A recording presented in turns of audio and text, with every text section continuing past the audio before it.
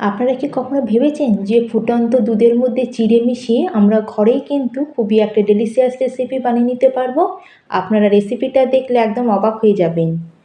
খুবই কম খরচায় আমরা মাত্র কটা উপকরণ দিয়েই এই রেসিপিটা বানিয়ে নিতে পারবো। হাই, হ্যালো, নমস্কার, আমি অর্পিতা। আমার চ্যানেলে আরেকটি নতুন মজাদার রেসিপি দেখার জন্য আপনাদের অনেক অনেক স্বাগত। তাহলে চলুন বন্ধুরা, শুরু করা যাক। আর ভিডিওটা শেষ পর্যন্ত দেখার অনুরোধ রইল। ভালো লাগলে অবশ্যই একটা লাইক করে দেবেন। আজকে রেসিপির জন্য এখানে আমি 1 কাপ চিড়ে নিয়ে নিয়েছি। এখানে মোটা পাতলা যে কোনো চিড়ের আপনারা ব্যবহার করতে পারেন। চিড়েটাকে আমি একটু স্ট্রেনারে ঢেলে চিড়েটাকে ভালো করে একটু চেলে পরিষ্কার করে নিয়েছি। আপনারা চাইলে চিড়েটাকে একটু শুকনো কাপড় দিয়ে মুছে নিতেও পারেন। এবার চিড়েটাকে চেলে আমি এটাকে সাইডে রেখে দেবো। আর গ্যাসে একটা প্যান বসিয়ে এর মধ্যে দিয়ে দিলাম আমি 2 চামচ ঘি। ঘিটা এখানে ভালো মতো মেল্ট হয়ে গেলে এখন আমাদের এখানে যে পরিষ্কার করে রাখা চিড়েটা ছিল সেটা পুরো প্যানের মধ্যে দিয়ে দেবো। এখন গ্যাসের ফ্লেমটাকে মিডিয়াম টু হাইতে রেখে আমরা চিড়েটাকে ভালো করে ভেজে নেব। এখানে কিন্তু চিড়ের আমরা কোনো রকম কালার চেঞ্জ করব না। চিড়েটাকে এখানে কিন্তু আমাদের কন্টিনিউ নাড়তে হবে যাতে চিড়েটা নিচ থেকে পুড়ে না যায় আর এটা ভালো মতো ফ্রাইও হয়ে যায়। এখানে আমি চিড়েটাকে একটু ঘি দিয়ে ভেজে নিয়েছি। আপনারা চাইলে চিড়েটাকে ঘি ছাড়াও ভেজে নিতে পারেন। ঘি দিয়ে ভাজলে চিড়েটা একটু টেস্টফুল হয়ে যায়। তার সাথে আমাদের এখানে যে মিষ্টিটা আমরা তৈরি করব সেটাও কিন্তু খুবই টেস্টি তৈরি হয়। এখানে দেখুন বন্ধুরা, আমি চিড়েটাকে 3-4 মিনিট মতো ভালো করে ভেজে নিয়েছি। এখানে কিন্তু চিড়ের কোনো রকম কালার চেঞ্জ হয়নি, তার সাথে ভালো মতো ফ্রাইও হয়ে গেছে। এখন গ্যাসের ফ্লেমটাকে অফ করে এটাকে আমরা একটা প্লেটের মধ্যে ঢেলে এটাকে কিছুক্ষণ ঠান্ডা হওয়ার জন্য আমরা ছেড়ে দেবো। যতক্ষণ এটা ঠান্ডা হচ্ছে ততক্ষণ আমরা নেক্সট প্রিপারেশন করে নেব। এইদিকে গ্যাসে আবার আমি সেম প্যানই বসিয়ে দিয়েছি, কিন্তু গ্যাসের ফ্লেমটা আমি এখন অন করিনি। গ্যাসটাকে এখন আমরা জ্বালাবো না। এখানে কিন্তু প্যানটা হালকা একটু গরমই আছে। এর মধ্যে দিয়ে দিলাম আমি 1 কাপ দুধ আর তার সাথে এখানে দিয়ে দিচ্ছি আমি হাফ বাটি মতো মিল্ক পাউডার। এই মিল্ক পাউডারটা এখানে দেওয়াতে একটু খোয়ার মতো টেস্ট আসবে। প্রথমে কিন্তু আমরা মিল্ক পাউডারটাকে দুধের মধ্যে প্রথমে ভালো করে মিশিয়ে তারপরেই গ্যাসের ফ্লেমটা অন করব। এখানে দেখুন দুধের সাথে কিন্তু পাউডারটা খুব ভালো মতো গুলে গেছে আর কোনো ডালা নেই। কিন্তু গরম দুধের মধ্যে পাউডারটা মিশালে দুধের মধ্যে ভালো করে মিশবে না আর একটু ডালা মতো হয়ে যাবে। এখন গ্যাসের ফ্লেমটাকে অন করে দেবো আর এর মধ্যে আবার আমি অ্যাড করে দেবো 1 কাপ দুধ। টোটাল এখানে আমি 2 কাপ দুধের ব্যবহার করেছি। হাফ লিটার হবে। আপনারা যদি এখানে মিল্ক পাউডার ব্যবহার না করে থাকেন তাহলে 1 লিটার দুধ নেবেন। আর 1 লিটার দুধকে ফুটিয়ে ফুটিয়ে আপনারা অর্ধেকটা করে নেবেন, তাতেও কিন্তু এখানে আমাদের মিষ্টিটা খুব ভালো তৈরি হবে। দুধটা যখন এরকম ফুটতে শুরু হবে আমরা গ্যাসের ফ্লেমটা এই সময় লোতে করে দেবো আর লো ফ্লেমে দুধটাকে আরও কিছুক্ষণ ফোটার জন্য আমরা ছেড়ে দেবো, যাতে দুধটা এখানে আরও গাঢ় মতো হয়ে যায়। কিন্তু মাঝে মাঝে আপনারা দুধটাকে এখানে নাড়াচাড়া করে নেবেন যাতে দুধটা নিচে লেগে না যায়। দুধটা যখন এরকম ফুটবে তখন দুধের মধ্যে আমি দিয়ে দেবো 1 পিঞ্চ মতো কেশর। কেশরটা অ্যাড করলে আমাদের মিষ্টিটা খেতে খুবই টেস্টি তৈরি হয়। আপনাদের কাছে থাকলে এটা দেবেন, নাহলে এটা স্কিপ করে দেবেন।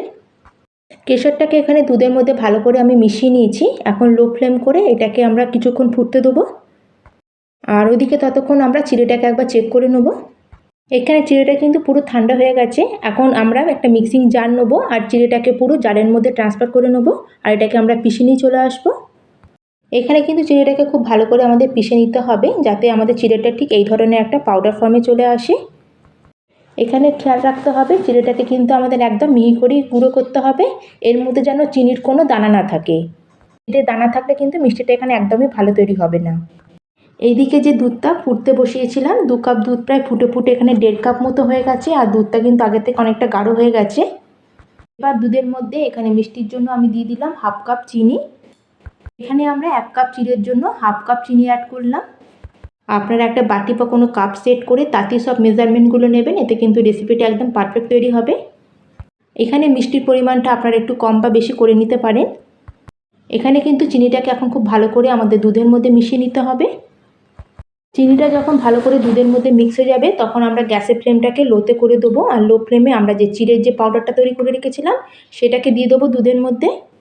এখানে কিন্তু চিড়ের পাউডারটাকে একবারে আমরা দুধের মধ্যে মিশিয়ে দেবো না। এক হাতে আমরা চিড়ের পাউডারটাকে অল্প অল্প করে দিতে থাকবো আর এক হাত দিয়ে আমরা এটাকে দুধের মধ্যে মিক্স করতে থাকবো।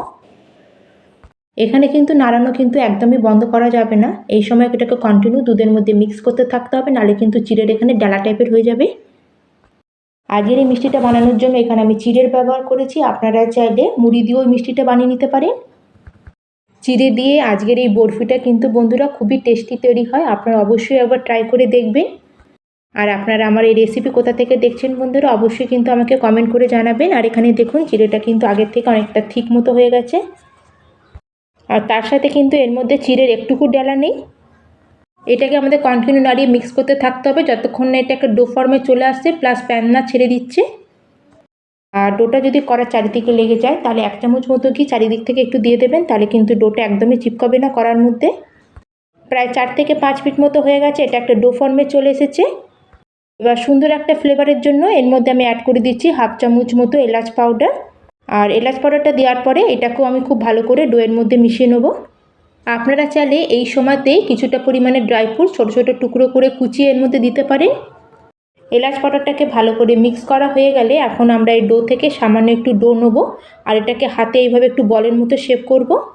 দেখুন এটা সুন্দর বল হচ্ছে, তার সাথে এটা আমাদের হাতেও চিপকাচ্ছে না, তার মানে কিন্তু আমাদের ডোটা এখানে একদম পারফেক্টলি রেডি হয়ে গেছে। এখন চিড়ের বরফিটাকে আমাদের সেট করতে হবে, তার জন্য এখানে আমি এরকম একটা স্টিলের থালা নিয়ে নিয়েছি। এখানে আপনারা কোনো এরকম স্টিলের থালা হোক বা কোনো ট্রে নিয়ে নেবেন, তাতে ঘিটা ভালো করে লাগিয়ে নেবেন। এইভাবে ঘিটা লাগিয়ে থালাটাকে প্রথমে আমরা ভালো করে একটু গ্রিস করে নেব। এখন এই গ্রিস করা থালার উপরে আমাদের চিড়ের যে মিক্সারটা আমরা বানিয়েছিলাম সেটা রেখে দেবো। আর এখন এটাকে এইভাবে একটু প্রেস করে করে থালা চারিদিকে ছড়িয়ে এটাকে আমরা সেট করে নেব। এখানে এরকম কোনো একটা চ্যাপ্টা মতো হাতা হোক বা বাটির পেছন দিয়ে আপনারা এটাকে পুরো থালার মধ্যে চারিদিকে সমানভাবে স্প্রেড করে দেবেন। এই মিক্সচারটাকে কিন্তু চারিদিকে একদম সমানভাবে ছড়িয়ে দিতে হবে, সেটা কিন্তু আমাদের খেয়াল রাখতে হবে।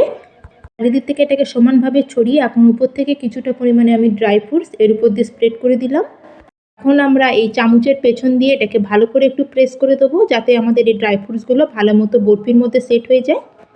ড্রাই ফ্রুটসগুলো বরফিগুলো কাটার পরেও আপনারা উপর থেকে দিতে পারেন, কিন্তু আমি এটা প্রথমেই দিয়ে দিলাম। এখন এই বরফিটা যাতে ভালো মতো সেট হয়ে যায় সেজন্য এটাকে আমাদের প্রায় আধা ঘন্টার জন্য রুম টেম্পারেচারে ছেড়ে দিতে হবে, কিন্তু এটাকে আমি প্রায় 10 মিনিটের জন্য ফ্রিজে রেখে দিয়েছিলাম। এটা কিন্তু এখন এখানে খুব ভালো মতো সেট হয়ে গেছে।